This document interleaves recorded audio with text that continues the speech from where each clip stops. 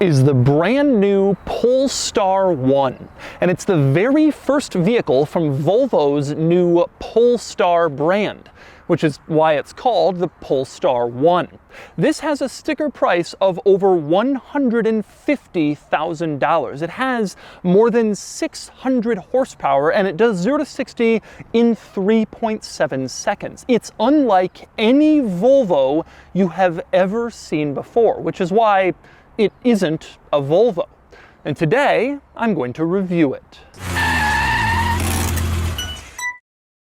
Before I get started, be sure to check out Cars and Bids, which is my new online enthusiast car auction website with cool cars from the modern era. If you're looking to buy a cool car from the 1980s and up, Cars and Bids has the best selection and variety with auctions running all the time of cool, interesting cars. And if you're looking to sell a cool car from the modern era, Cars and Bids is the place you will get the most views and the most money for your cool car. Check out carsandbids.com. Let's start with the basics. Volvo has been adding more and more plug-in hybrid and electric models to its lineup over the last few years, and the top trim level versions have been called the Polestar. I reviewed the Volvo S60 Polestar last year.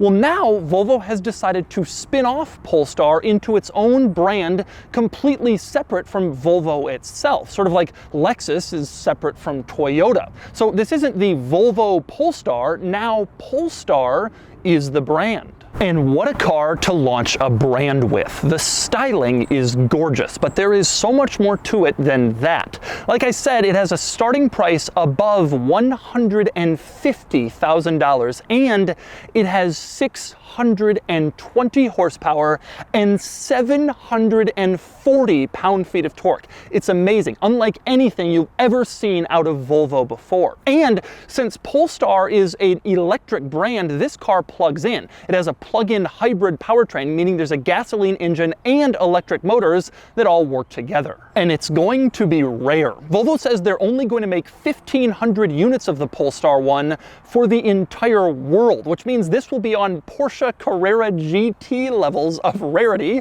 which is pretty crazy. Although a more practical, fully electric Polestar 2 with 4 doors is also coming soon. So why the new brand name? I suspect the reason is to compete with Tesla. Here you have a cool new car company that everybody's talking about, whereas Volvo is a traditional legacy car company that everybody already knows about. So you want a new brand name to shake it up. And Polestar is, I guess, the way forward. And this car is leading the way. So today I'm going to review the Polestar 1, and I'm going to take you on a tour and show you all of the interesting quirks and features of the latest luxury electric car challenger. Then I'm going to get it out on the road and drive it, and then I'll give it a Doug score.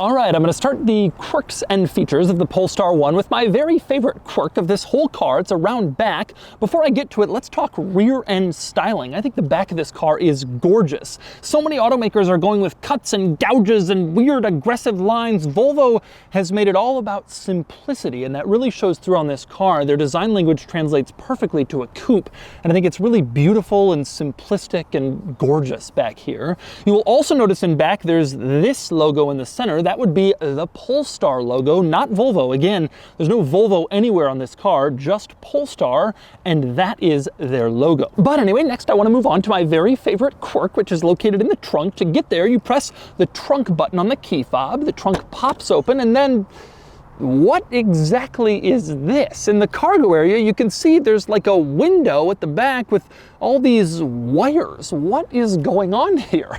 Well, you know how in a Lamborghini you can see the engine if you look through the engine cover because it's glass and that's really cool?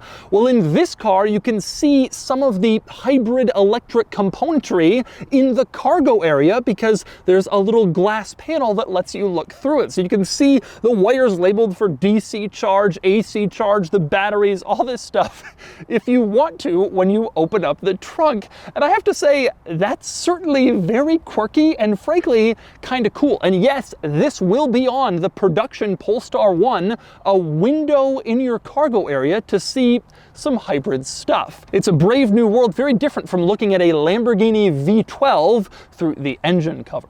Anyway, some other interesting items in the trunk while I'm back here. Over on the left side, you have this little compartment with a leather tab. Pull that, and there are a few tools in here, like a fuel filler and a can of tire sealant in case you'll need it. Over on the other side, maybe more interesting, you have this bag that looks perfectly sized to carry a toaster. But if you open this up, this is where your charging supplies are, your cable to plug the car in. It's also worth noting that this bag was designed to fit in this exact spot, and in fact, it buttons itself into place so you can stick it in your trunk and keep it there, and it won't roll around or slide around when you're driving your Polestar 1. Last interesting item in the trunk, bit of a drawback in this car, over 150 grand, and you don't get a power trunk. Instead, you have to close it manually. A small thing, but something you'd think they would do at this price point. And next up, since I'm around back, another interesting item back here is on the trunk lid, where you can see there's a cutout piece. That is for the rear spoiler. This car has a little rear spoiler that goes up when you're above 60 miles an hour to provide more downforce in your Polestar, or you can put it up yourself if you want to look cool. There's a little button on the driver's door panel you can press, and then the spoiler pops up, just in case you feel like you need more downforce, or more likely, more attention. You can also press that button the other direction, and then the spoiler goes right back down, and the car has this more clean look. A rear spoiler in a Volvo, that Polestar, but a Volvo. How crazy. The other thing I want to talk about when I'm on the outside of this car is just how beautiful it is. I think this is a gorgeous car, and not just the rear, which I've already mentioned has a really clean look. The whole car is just beautiful from every angle. Again, other automakers are doing cuts and gouges and these bold, expressive details to try to grab your attention. Volvo Polestar is just going simple and modern and clean, and it looks fantastic as a result. I truly love the way that this car looks, and all modern Volvo models, and this is a really, really beautiful luxury coupe. But anyway, next we move on to getting into the Polestar 1. Now, the key itself is pretty standard, just a regular Volvo-looking key, except with the Polestar logo on it instead of the Volvo logo. Nothing interesting there, but you do have interesting door handles. You can see here, they definitely don't look like your typical Volvo or car door handles at all. Now, right now the car is locked, and you know that because the door handle is flat on the car. If you want to unlock the car and you have the key in your hand, just walk up to the door handle, push it, and then it pops out, as you can see. Take another look at that. If you want to lock the car with the key in your pocket in your hand, you just tap the back of the door handle, and then it locks. Again, take another look at that, and that's how you lock and unlock your Polestar 1. Now, of course, you can also do this with the key. Press the unlock button, the door handle pops out, as you can see, or press the lock button, and the door handle goes right back into its home, and then it is locked. Now, you might be wondering, well, what happens if this motor breaks? Is there some backup solution to get in? There is. When the door handle is popped out, you can see there's a keyhole underneath the handle assembly, although I'm not exactly sure how you would get to that keyhole if the motor was broken. You'd have to kind of pry it out, which sounds dangerous and expensive, but there is another way into your Polestar 1 if the door handle fails. All these automakers are doing cool, special, different door handles, I think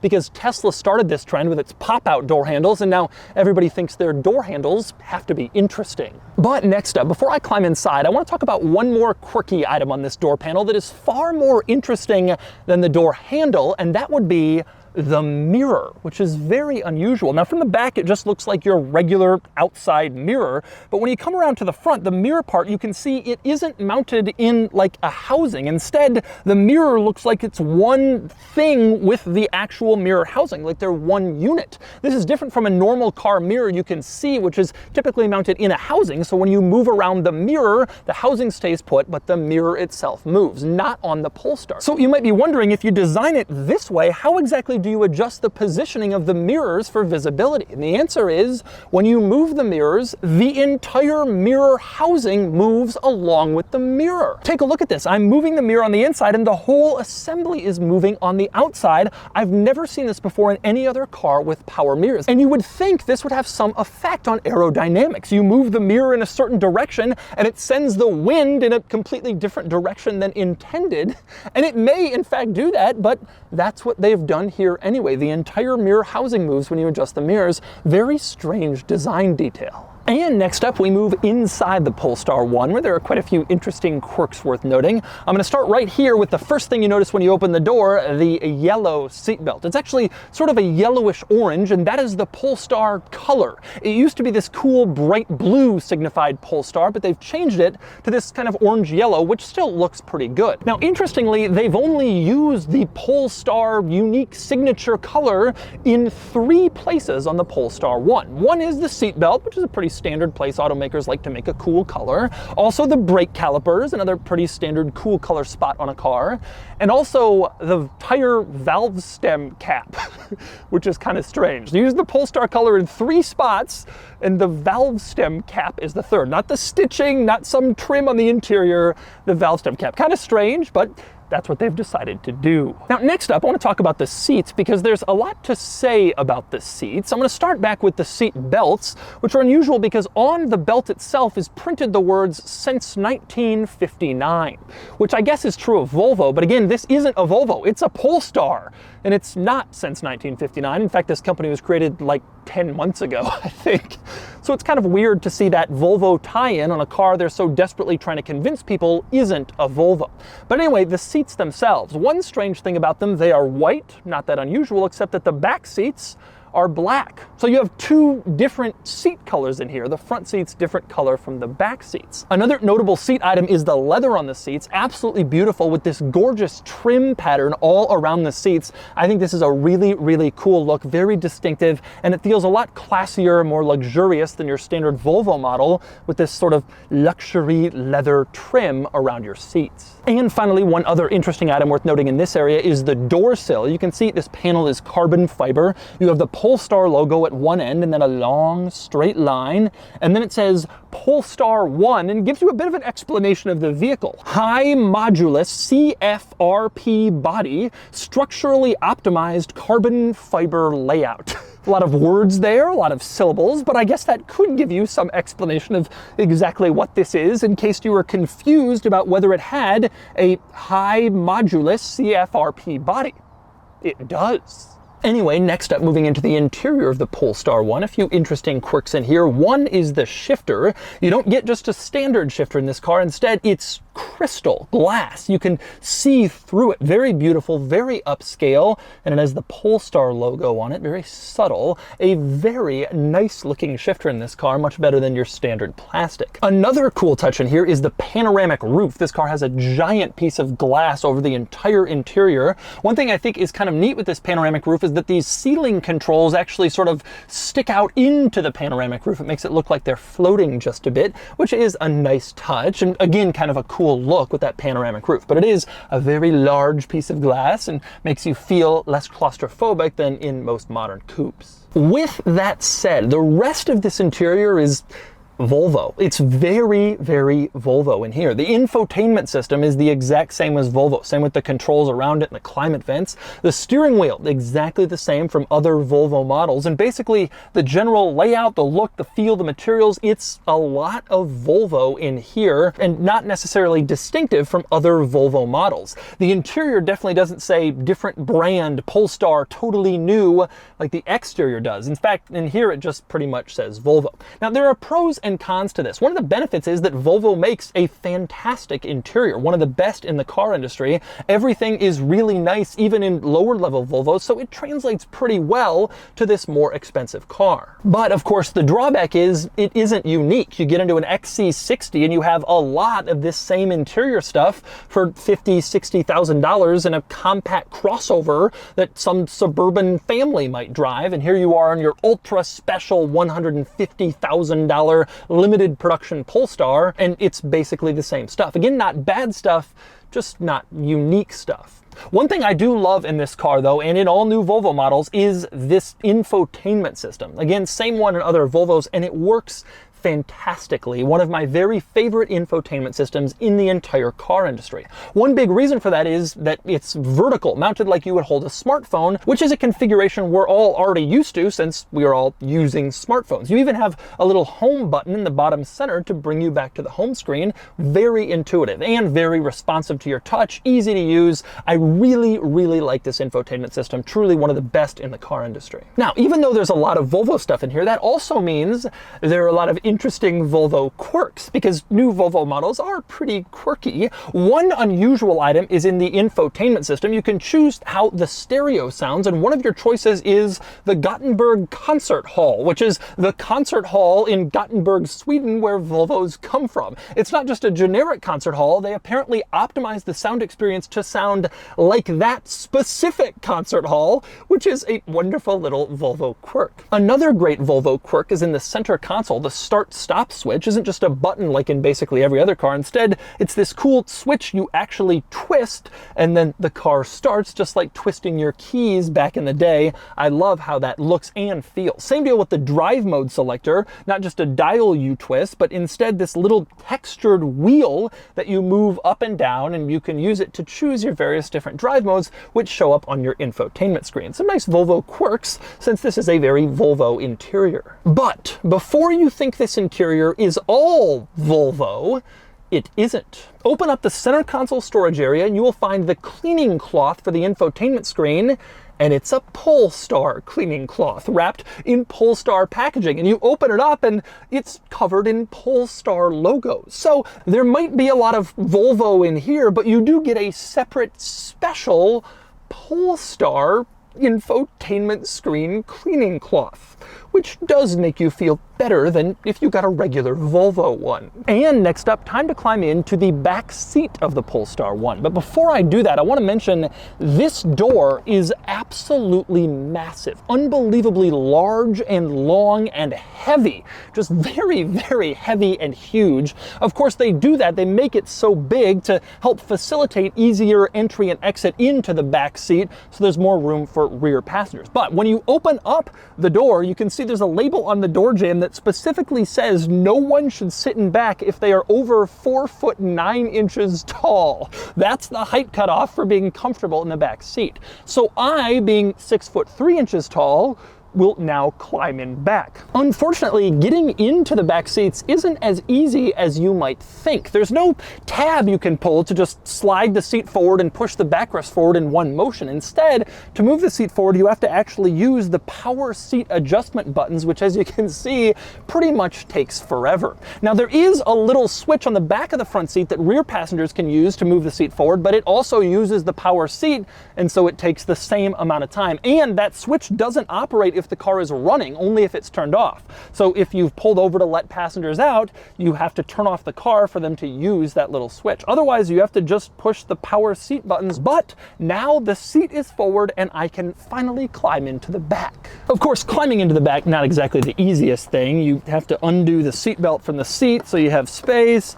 And then you get back here and you discover that that 4'9" warning was actually probably a bit optimistic. I obviously can't sit back here with my head up because of the curvature of the top.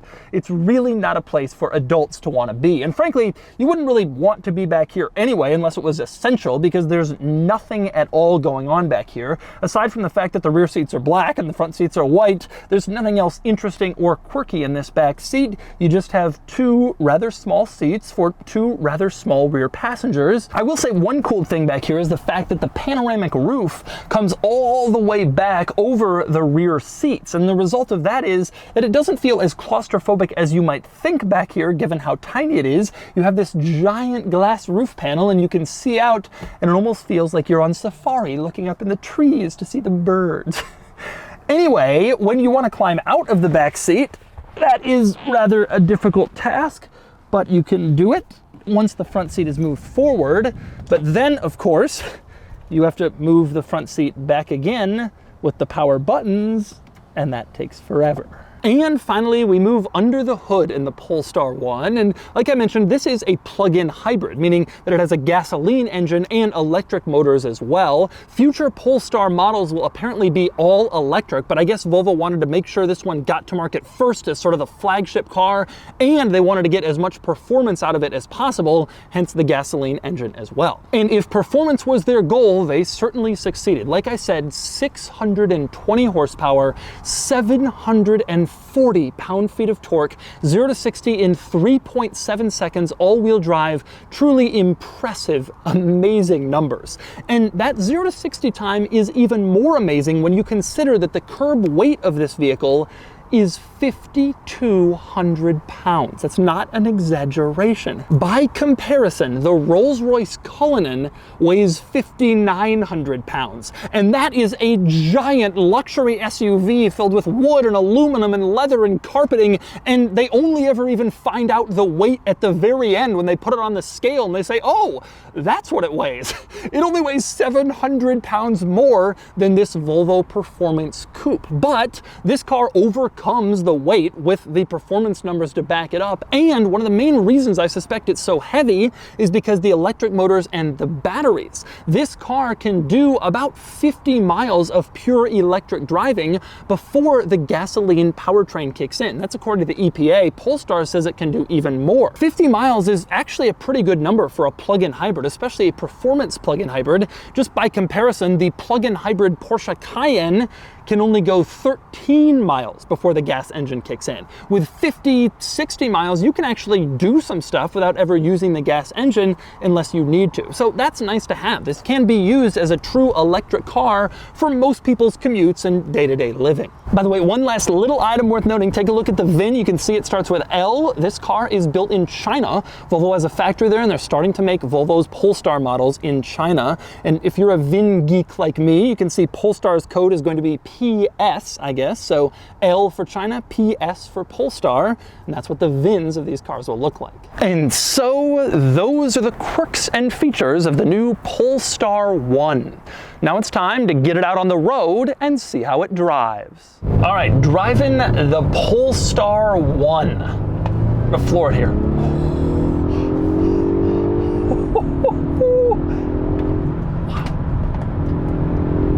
Wow.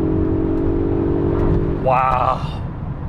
Well, that's pretty impressive and unusually silent. It's interesting because when you're going this fast in a car, especially a two-door car, it's usually a Porsche or an F-Type or an R8 or whatever, you hear it, you feel it and whatever. Not this car. This is comfortable and insulated, like a Bentley, but a lot cheaper than that. And it's pretty impressive that this car is able to overcome its rather substantial weight and still feel that quick, and it's instant too. Now I have to say, there's a few things I really like about this car. The exterior styling is unquestionably one of them. It's a beautiful car, and it's not just like good looking, it's kind of good looking in a daring way. It's cool, it's interesting, it's special. People notice it a little bit on the road. Nobody knows what it is. Very much under the radar, but still like, you know, what is that thing? It's a cool car, and it really is an unusual, special, kind of interesting look to it. And not in a bad way. So many cars are unusual, and you look at them and you're like, this is unusual, and it's like, that, I don't know what that is, but I like it. The acceleration, of course, is also fantastic. Really like that. And I like this interior. It is the same as other Volvo models, but it has, you know, the highest trim from the highest trim Volvo models, but also Volvo makes great interiors. I think your biggest drawback with this car, unquestionably, is going to be the price tag brand name situation. And there's gonna be people who watch this video and say, that is so overpriced. You could get a 911, you could get an F-Type, you could get whatever. And that's true, an AMG GT. That's all true, you could. But keep in mind, those cars are relatively common compared to this. Volvo's only making 1,500 of these for the world. So it's not like they're trying to sell this in numbers that compete with the 911. This is gonna be a super low production car that's kind of designed to get people to know the Polestar brand. And they look at it and say, wow, that's a beautiful car. You know, what is that? And then maybe they buy the Polestar 2 or the Polestar 3, whenever that comes out.